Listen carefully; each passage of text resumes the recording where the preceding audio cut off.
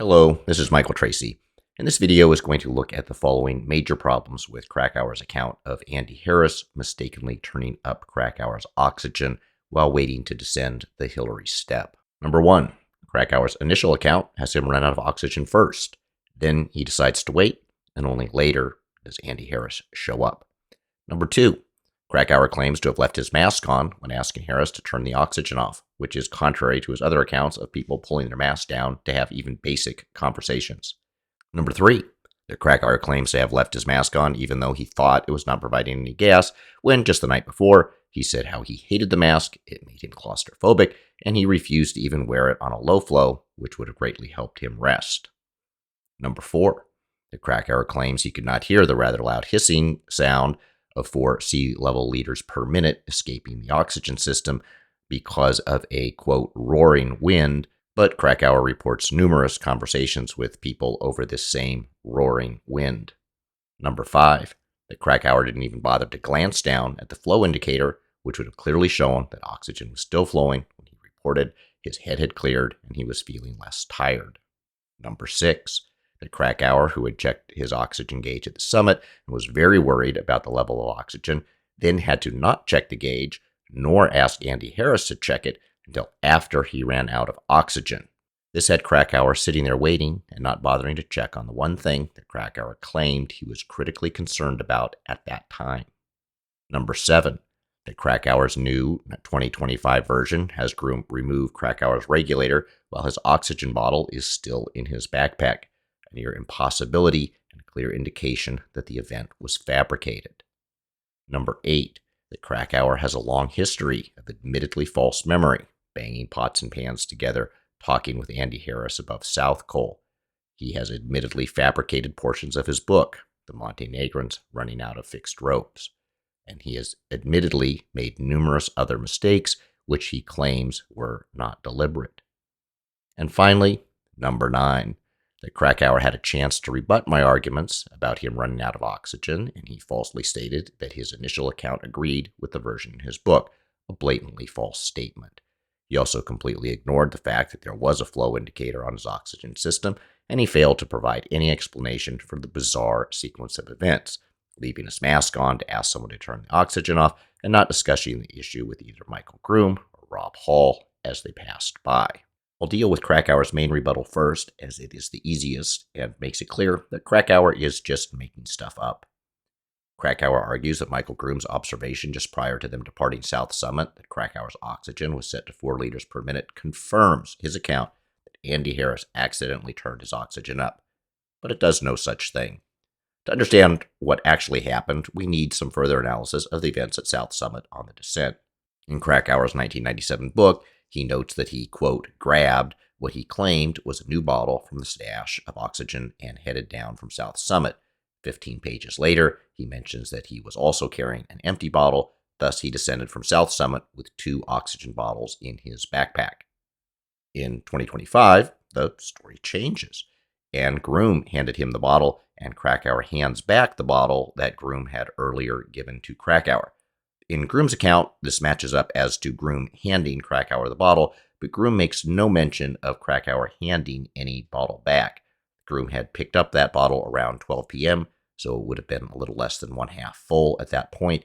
Groom does not take it nor use the oxygen, so exactly what happened to that bottle remains a mystery. The issue in this video is not where that bottle ended up, but how it came to be in Krakauer's backpack in the first place. Krakauer's 2025 version is extremely bizarre because it has the key oxygen bottle swap, where Groom gives Krakauer his bottle. When Krakauer is broken down on the traverse, that takes place entirely inside Krakauer's own backpack. That is, rather than simply taking the bottles out of the backpack like any normal climber would do, Krakauer has Groom somehow managed to disconnect the regulator while the bottle remains in Krakauer's backpack. And then he first puts Groom's partially full bottle into Krakauer's backpack and then screws the regulator on while the second bottle is in the backpack. This is next to impossible and would not be how anyone handled the situation of swapping an oxygen bottle. The regulator needs to be screwed into the bottle, and this is generally done by holding the regulator and rotating the bottle. Krakauer wrote in 2025, He dug into my backpack, which was still on my back, and disconnected my oxygen hose from my empty oxygen bottle. Then he plugged his hose from his own bottle, slipped his bottle into my backpack, and connected my hose to it. Then he unplugged his hose from his own bottle, slipped his bottle into my backpack, and connected my hose to it. It is next to impossible to do this without removing the bottles from the backpack. Exactly what happened with the exchange of bottles when Krakauer broke down remains a mystery, and people are not going to remember such details 29 years later. That Krakauer didn't spot the problem with changing the bottles while still in the backpack is just a problem when your story is made up. It will need to change every time someone points out an absurdity. Now, while it is common to say you plug an oxygen bottle in, the hose and mask do not disconnect. Nothing is actually plugged in. You unscrew the regulator and then screw the regulator into the new bottle. This is a rather delicate process as oxygen is venting into the atmosphere until you get a seal on the new bottle. No one would first put a bottle into a backpack and then attach the regulator to it, nor would they detach a regulator from a bottle while it was still in the backpack. As for Krakauer's false statement that Groom checking Krakauer's oxygen and seeing that it was at 4 liters proves that Harris turned it up, this is nonsense. Even if Krakauer did not turn it up to 4 when he first received the bottle from Groom, Krakauer tells us that he got an additional bottle from Groom at South Summit, or he grabbed it, depending on which version of Krakauer's ever-changing story you want to believe. In either version, it is Krakauer who attaches his own regulator to his own bottle at South Summit. At any time, Krakauer could have turned up his flow to 4 liters per minute. Krakauer had just broken down, and he could have turned it up to 4 liters per minute to get a boost, and then have asked Groom to turn it down later. Thus, Krakauer's primary argument in his rebuttal only proves Krakauer's penchant for inventing facts to fit his narrative rather than simply telling what actually happened. Returning to the main issue of what happened above the Hillary step while Andy Harris and John Krakauer were alone waiting for the crowd to clear, I want to highlight another significant criticism of Into Thin Air, subtitled A Personal Account of the Mount Everest Disaster. And that is, it is full of scenes Krakauer never witnessed. Krakauer was not there when Sandy Pittman's oxygen was adjusted, when Martin Adams rejoined Groom at the balcony, when Lopsong descended with Scott Fisher, when Maclo Gow summited, or when Doug Hansen reached his high point. Yet Krakauer narrates all these events as facts, even though the people who were actually there gave sharply different versions. And in Hansen's case, the evidence that he never reached the summit is overwhelming. In contrast to things that Krakauer was not there for, there are numerous items for which Krakauer is the sole surviving witness. Krakauer and Harris spent more than 30 minutes together at the top of the Hillary step, and the only thing we are told is a fictional story about Harris turning up Krakauer's oxygen. Even assuming that it did occur the way Krakauer says in his 1997 book, we must then believe that in the 30 minutes of silence, Krakauer and Harris just sat there staring at the large wall of clouds approaching and said absolutely nothing. Bukriev's account has Krakauer and Harris engaged in some type of dialogue. Galmagard reports seeing Rob Hall close to Andy Harris. Harris had the blue down suit on. But if Harris had any conversation with Rob Hall, the only people who knew about it were Rob Hall, Andy Harris, and John Krakauer. Krakauer never reports that Rob Hall spoke a single word to Andy Harris as he passed on Rob's way to the summit. Krakauer only reports his own brief conversation with Rob Hall, one in which Krakauer did not say anything about Harris acting irrationally or turning up his oxygen, key things that a lead guide would want to be informed of. The notion that Rob Hall didn't have a single word to say to Andy Harris is difficult to believe. Did Rob Hall ask Harris to go to South Summit and bring up an oxygen bottle? Or at least stand ready with oxygen to assist if he got a call? Did Harris mention anything to Rob Hall about the obviously deteriorating weather? From Krakauer's account, not a single word is reported between Harris and Hall at this critical point. One of the many ironies of Into Thin Air is that the key events for which Krakauer is the sole surviving witness are the things he wrote little to nothing about. In Krakauer's book and article, Harris is used as a plot point to illustrate the problems that can arise when someone becomes hypoxic. But that is not what happened. Harris did not die because he was hypoxic and irrational. Instead, this photograph shows that Harris was able to descend much faster than Krakauer, and it is now well established that the oxygen bottles at South Summit were not full, just like Harris was saying. There's no question that Harris was not doing great, but that is a far cry from being irrational.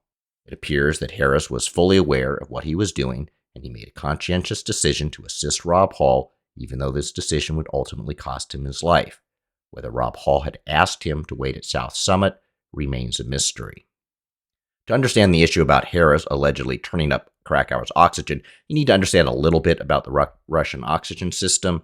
A good overview of the post-oxygen systems that were used in 1996 can be found in the movie Into Thin Air, which is based on John Krakauer's book. Curiously, the movie includes key details about the oxygen system, that it had a visual flow indicator, a little bubble that you can look at and see if your oxygen is flowing, and that you can hear the hiss from the oxygen flow. You can hear it in the movie. That is what it sounds like in real life. Finally, in the movie, they correctly state that you use the weight of the bottle to determine whether it has oxygen or not. A key fact that is not only missing from the book, but that Krakauer gets completely wrong. But for this video, the flow indicator and the hissing sound are the critical points. It should be noted that in Krakauer's 2025 response, where he claimed to respond to the issues I raised relating to his false memory about Andy Harris, he does not even mention the flow indicator, that in the 10 to 15 minutes that Krakauer claimed to have been on full flow, he didn't bother to look down at his own flow indicator. That is simply too much to believe. Krakauer seems to have thought so by completely avoiding it. In Krakauer's version, Krakauer has Harris turn up the oxygen by mistake, and Krakauer didn't notice this until all his oxygen had run out. This is a key part of Krakauer's narrative, appearing twice in his book. Now, we already know that Harris was not irrational for saying the bottles at South Summit were not full. It is now well established that the bottles were not full, which Krakauer admitted in 2025. It seems highly likely, however, that most of the 8 bottles in Hall's stash, possibly all of them, were not actually full, although it is impossible to know why with any certainty. But let's start by assuming that every fact Krakauer wrote about this incident in his 2025 chapters is 100% correct, and any prior version that contradicts this will be ignored for now. Krakauer's new and improved 2025 version is: Krakauer descends from the summit starting at 1:17 p.m. and reaches the top of the Hillary Step 15 minutes later, at which time there is a roaring wind, a detail added to the 2025 version. Krakauer decides to wait, and a few minutes later, Andy Harris pulls up behind him. Over this roaring wind, Andy Harris says, "John, I don't seem to be getting enough air. Can you tell if the intake valve to my mask is iced up?" Just ignore that such thinking would not come from someone who was severely hypoxic, and just ignore that Harris could easily have removed any ice himself. Also ignore that at this point in Krakauer's story, Harris is expecting to wait, and he knows his oxygen is low, so Harris would have also wanted to turn his own oxygen off. Also ignore the photographs showing Harris well below Krakauer. We are just accepting every factual statement made by Krakauer as true. Krakauer then sees a fist-sized chunk of ice and removes it. Then, over the roaring wind, Krakauer leaves his mask on, asks Harris to return the favor by turning off Krakauer's oxygen.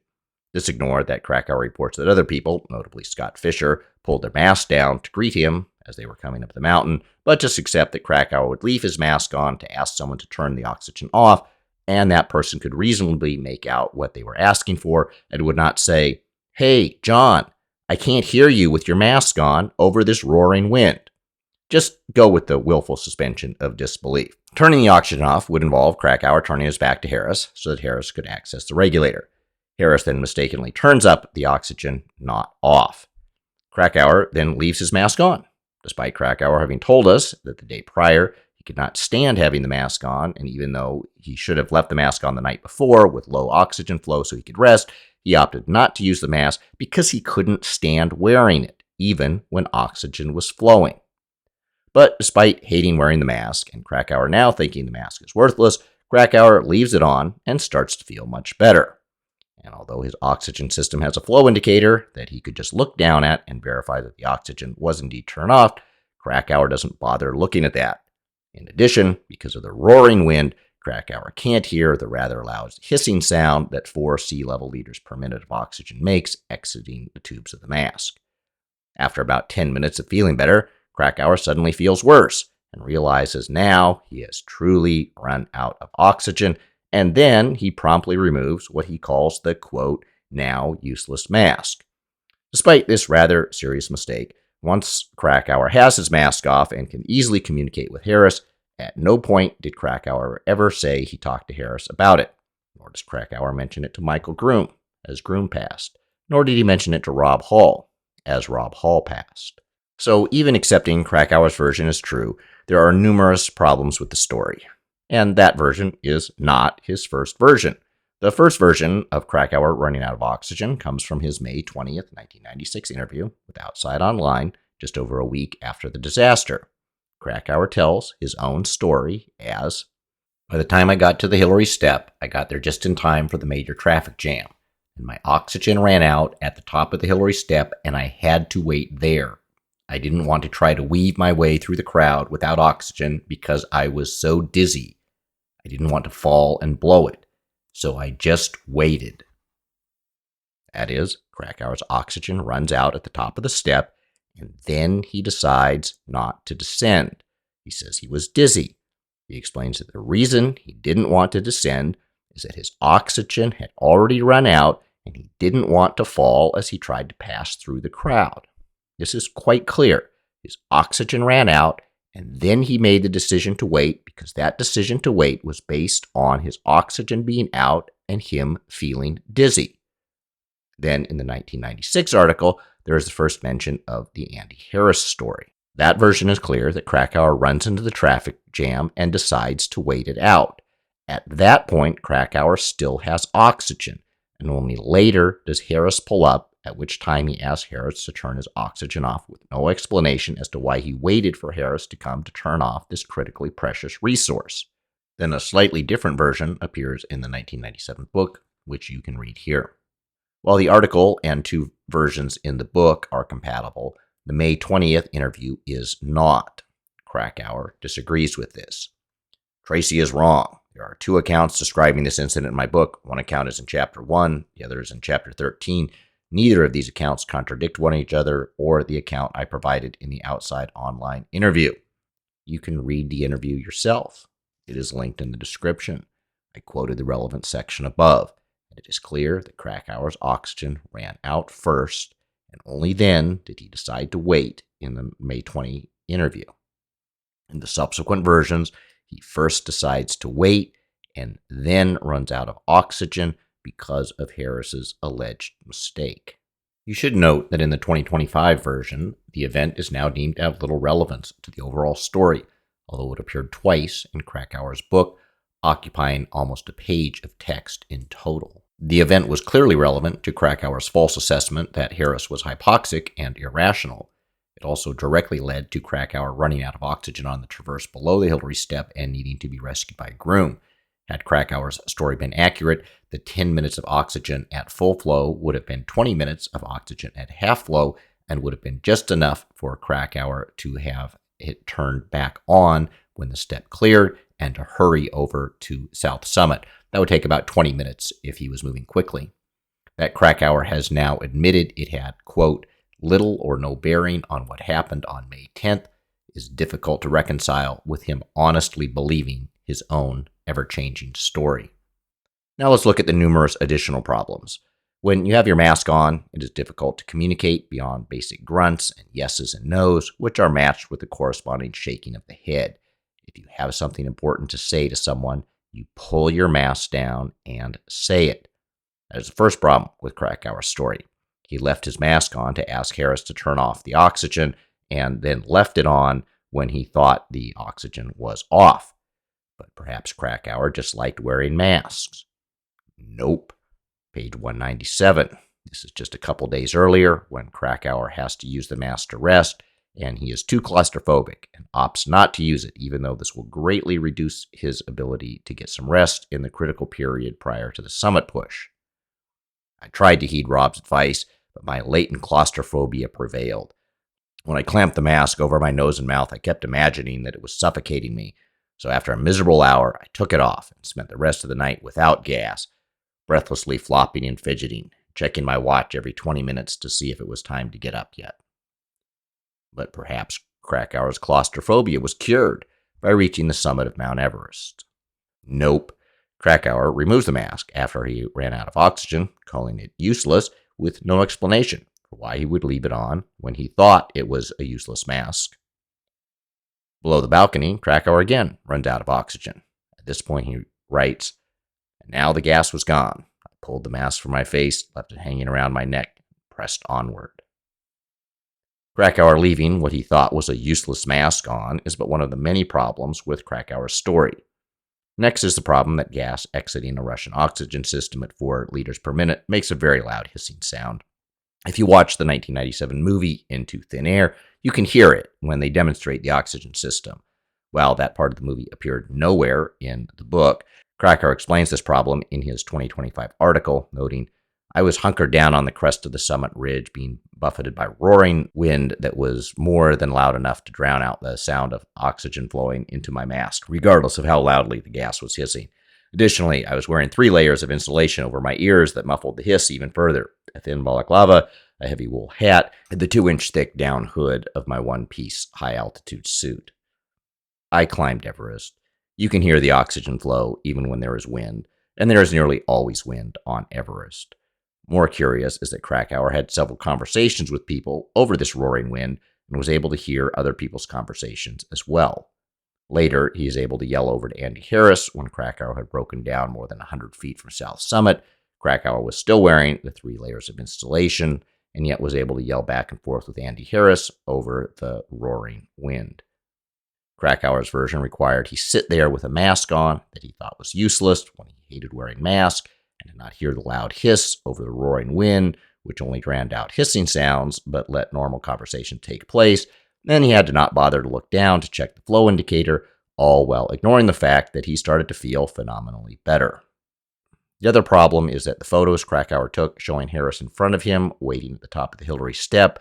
This means that Harris had to mistakenly turn the oxygen up, then descend below Krakauer. Krakauer has to take his camera out, and although it is significantly easier to take photographs without your mask on, so you can look through the viewfinder, Krakauer again has to leave his mask on, even though he thinks the oxygen is turned off, just so that his story will work. It is easy to say that at altitude people don't think clearly. Well, that works both ways. Not thinking clearly, Krakauer could have turned the oxygen up at any time in an effort to think more clearly. Or Krakauer could have just had a hypoxic false memory about Andy Harris turning up the oxygen, just like he had a hypoxic false memory of later meeting up with Andy Harris above South Col. As soon as you allow absolutely anything to happen just because it was at altitude, you can make up whatever you want. This brings us back to the problem of memories at altitude. If a person can honestly remember one thing, and then a year later honestly remember it completely differently when his book is published, and then when inconsistencies are pointed out, honestly remember it a completely different way, and all of this is just written off to memories at altitude, then the entire book should just be labeled as fiction.